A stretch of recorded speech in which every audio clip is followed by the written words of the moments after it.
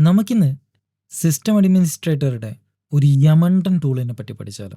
ഓരോ സിസ്റ്റം അഡ്മിൻസും ആവനായിൽ സൂക്ഷിക്കുന്ന ബ്രഹ്മാസ്ത്രമായ, ഓരോ ഡെവോപ്സ് എഞ്ചിനീയറുടെയും വജ്രായുധമായ, ഓരോ സെക്യൂരിറ്റി അനലിസ്റ്റിൻ്റെയും തീൻമേശയിലെ ഇഷ്ടവിഭവമായ പവർ ഷെല്ലിനെ പറ്റി.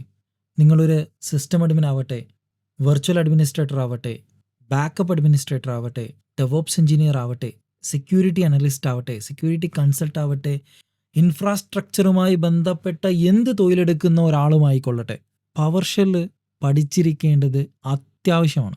ബേസിക് ആയിട്ടുള്ള പവർ ഷെൽ അറിയില്ല എങ്കിൽ നിങ്ങളുടെ കരിയറിൽ ശോഭിക്കുക എന്നുള്ളത് ഏറെക്കുറെ അസാധ്യമാണ്. നമുക്ക് ഈ സീരീസിലൂടെ പൂർണ്ണമായിട്ട് പവർ ഷെൽ എന്താണെന്ന് പഠിക്കാം. അനാവശ്യമായിട്ടുള്ള ഒരുപാട് വിവരണങ്ങൾ നൽകാൻ ഞാൻ ഉദ്ദേശിക്കുന്നില്ല.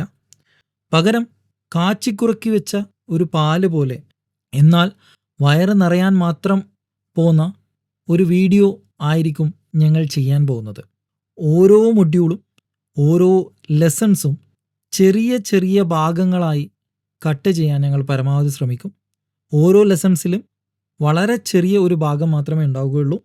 സോ അങ്ങനെയാണെങ്കിൽ നമുക്കത് പഠിക്കാൻ വളരെ എളുപ്പമായിരിക്കും.